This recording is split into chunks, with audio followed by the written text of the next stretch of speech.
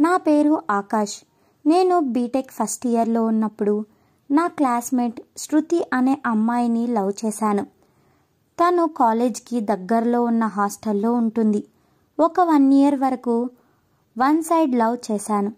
కానీ నేను BTech second ఇయర్లో ఉన్నప్పుడు ధైర్యం చేసి ఆ అమ్మాయి బర్త్డే రోజు ప్రపోజ్ చేశాను. నేను ప్రపోజ్ చేసిన వెంటనే తను ఏం మాట్లాడకుండా వెళ్ళిపోయింది. ఆ తర్వాత కాలేజ్కి 2 డేస్ రాలేదు. నాకు బాధగా అనిపించింది. నేను తనని ఏమైనా ఇబ్బంది పెట్టానా అని గిల్టీగా ఫీల్ అయ్యాను. మా కాలేజ్ గ్రూప్లో ఉన్న తన నెంబర్ నా ఫోన్లో సేవ్ చేసుకొని హాయ్ నేను ఆకాష్ని అని మెసేజ్ చేశాను. బట్ ఆమె చూసి కూడా రిప్లై ఇవ్వలేదు. నేను మళ్ళీ సారీ నిన్ను హర్ట్ చేసి ఉంటే అని మెసేజ్ చేశాను. కాసేపటికి తను నాకు హార్ట్ సింబల్ రిప్లైగా పెట్టింది. ఫస్ట్ అర్థం కాలేదు. తర్వాత తను ఐ లవ్ యూ టూ అని మెసేజ్ చేయగానే ఫుల్ హ్యాపీగా ఫీల్ అయ్యాను. సంతోషంలో నేను ఎగిరి గంతేసి పనిచేశాను. అలా మొదలైంది మా ప్రేమ ప్రయాణం. మేము చాలా హ్యాపీగా ఉండేవాళ్ళం. అందరిలా సినిమాలకు షికార్లకు వెళ్ళలేదు. ముందు చదువు మీద కాన్సన్ట్రేషన్ చేసి జాబ్ వచ్చాక ఆ తర్వాత ఇంట్లో వాళ్ళని ఒప్పించి పెళ్లి చేసుకోవాలి అనుకున్నాము. అలా మా ఫైనల్ ఇయర్ సక్సెస్ఫుల్గా కంప్లీట్ చేసుకున్నాము. నేను మా ఇంట్లో వాళ్ళని ఒప్పిస్తాను అని చెప్పి తన ఊరికి వెళ్ళిపోయింది. నేను కూడా తను వాళ్ళ ఫ్యామిలీని ఒప్పించే వరకు జాబ్ తెచ్చుకోవాలి అని అనుకొని జాబ్కి అప్లై చేశాను. అలా వారం రోజులు గడిచిపోయాయి. ఆ వారంలో నేను మా అమ్మా నాన్నకి మా విషయం చెప్పాను.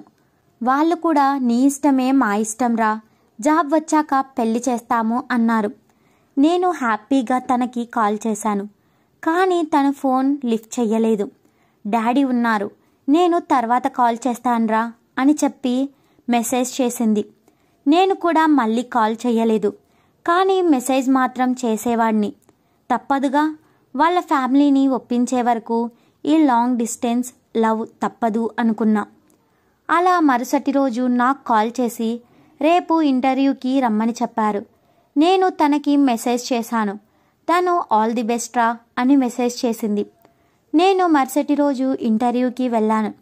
గంట ఇంటర్వ్యూ, మీకు జాబ్ వచ్చింది అని చెప్పడంతో ఫుల్ ఖుషీగా బయటకు వచ్చి ఇంటర్వ్యూకి వెళ్ళే అప్పుడు నా ఫోన్ స్విచ్ ఆఫ్లో పెట్టి నా ఫోన్ అక్కడ ఉన్న ఆయనకి ఇచ్చి వెళ్ళాను. నా ఫోన్ తీసుకొని స్విచ్ ఆన్ చేసి నా బంగారానికి జాబ్ వచ్చిన విషయం మెసేజ్ చేద్దాం అనుకునే లోపే తన నుంచి నాకు వాయిస్ మెసేజ్ వచ్చింది. నేను ఆ మెసేజ్ని ఓపెన్ చేసి విన్నాను.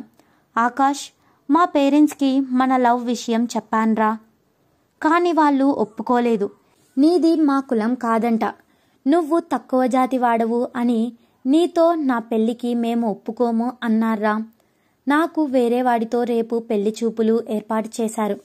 అతను మా కులం వాడే అంట, పైగా బాగా డబ్బున్నవాడు అంట. నేను ఎంత చెప్పినా డాడీ ఒప్పుకోవడం లేదు. నన్ను రూమ్లో లాక్ చేశారు. ఆకాష్, డాడీని కాదు అని నేను నీతో రాలేనురా. ఆయనంటే నాకు ప్రాణం. డాడీని హర్ట్ చేయడం నాకు ఇష్టం లేదురా. నాకు నువ్వు కావాలి. అలాగే డాడీ మమ్మీ కూడా కావాలిరా. కానీ అది ఎప్పటికీ సాధ్యం కాదు కన్నా. నిన్ను తప్ప నా భర్తగా ఎవ్వరిని కలలో కూడా ఊహించుకోలేను. అలాంటిది పెళ్ళి ఎలా చేసుకుంటాన్రా? అందుకే సూసైడ్ చేసుకోవాలి అనుకున్నా. నైఫ్తో నా చెయ్యిని కట్ చేసుకున్నాను కన్నా.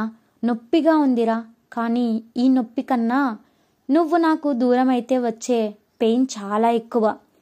నేను ఇలా చేసినందుకు నన్ను తిట్టుకోవు కదా.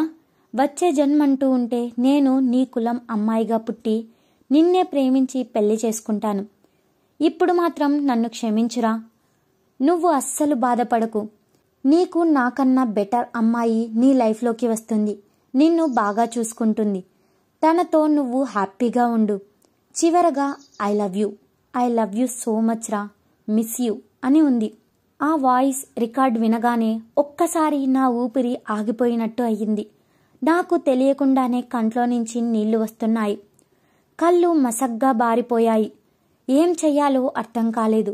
ఊపిరి బరువైంది. వెంటనే తేరుకొని ఫాస్ట్గా బయటకు వచ్చి బైక్ తీసి తన ఊరికి బయలుదేరాను. తన అడ్రస్ నాకు తెలుసు. తను హాలిడేస్కి ఇంటికి వెళ్ళేటప్పుడు నేను కూడా తన వెంట వెళ్ళి తనని ఇంటి దగ్గరకి కొంచెం దూరంగా డ్రాప్ చేసి వచ్చేవాడిని. 4 గంటల తర్వాత తన ఇంటికి చేరుకున్నాను. తన ఇంట్లో ఎవ్వరూ లేరు, ఒక పనావిడి తప్ప. ఆవిడని అడిగాను. శృతి అమ్మగారిని హాస్పిటల్కి తీసుకొని వెళ్లారు అని చెప్పింది. వెంటనే ఆవిడ చెప్పిన హాస్పిటల్కి వెళ్ళాను. నేను వెళ్ళగానే వాళ్ళ నాన్న నా కాలర్ పట్టుకొని కొట్టాడు. తన తల్లి ఏడుస్తూ నన్ను తిట్టింది. కానీ వాళ్ళ మాటలు నాకు ఏం చెవికెక్కడం లేదు. శృతి ఉన్న ఐసీయూ రూమ్ వైపే చూస్తూ ఉన్నాను. కాసేపటికి డాక్టర్ వచ్చి తను బాగానే ఉంది, మీరు గొడవ పడకండి, తన మెంటల్గా చాలా వీక్గా ఉంది, ఆకాష్ ఆకాష్ అని కలవరిస్తోంది అని చెప్పాడు. దానికి వాళ్ళ అమ్మ నాన్న సైలెంట్ అయ్యారు. కాసేపటికి మేమందరం లోపలికి వెళ్ళాము. శృతికి అప్పటికి మెలకువ వచ్చింది. నేను తన పక్కనే కూర్చొని తన చెయ్యి పట్టుకొని తన చెయ్యిపై ముద్దు పెట్టుకొని, ఎందుకే ఇలా చేశావు? నువ్వు చచ్చిపోతే నేను ఎలా హ్యాపీగా బ్రతుకుతాననుకున్నావే అని ఏడుస్తూ అడిగాడు. తను నా వెనకే ఉన్న తన తండ్రిని చూస్తూ, డాడీ చూసావా వీడు ఎలా ఏడుస్తున్నాడు? నా కోసం అంత దూరం నుంచి వచ్చాడు. ఏ అమ్మాయికైనా ఇంతకన్నా ఏం కావాలి చెప్పు అని ఏడుస్తూ అంది. నేను ఆయన వంక చూసి, అంకుల్ నా గురించి ఎంక్వైరీ చేసినా కరెక్టే, బాగలేదు, కానీ నేను మంచివాడిని కాదు అని తనకి చెప్పి రిజెక్ట్ చేయండి. అంతేకాని నేను మీ కులం వాడిని కాదు అని రిజెక్ట్ చేస్తారా? నేను కులం డబ్బు తక్కువే కావచ్చు, కానీ మేము ఉన్నంతలో తృప్తిగా బ్రతుకుతాం. మీరు శృతికి ఏ లోటు లేకుండా ఎలా అయితే పెంచారో నేను కూడా తనని అలానే చూసుకుంటాను. నేను సెటిల్ అయ్యాకే తనని పెళ్లి చేసుకుంటాను. ప్లీజ్ అంకుల్, మా పెళ్లికి ఒప్పుకోండి.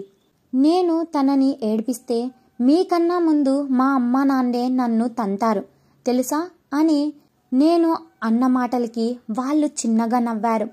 అలా వాళ్ళు మా పెళ్లికి గ్రీన్ సిగ్నల్ ఇచ్చారు. ఒక 3 years తర్వాత నేను ఫైనాన్షియల్గా సెటిల్ అయ్యాక పెళ్లి చేసుకున్నాము. ఇప్పుడు మాకు ఒక పాప. ఈరోజు శృతి వాళ్ళ డాడీ సమయానికి డోర్ ఓపెన్ చేయకపోయింటే ఇప్పుడు మేము ఇంత హ్యాపీగా ఉండేవాళ్ళం కాదు. తొందరపడి ఏ నిర్ణయం తీసుకోకండి. మీకు ఏమన్నా అయితే మీతో పాటు మీపై ప్రాణాలు పెట్టుకున్న వారు కూడా బ్రతకలేరు. శుభం.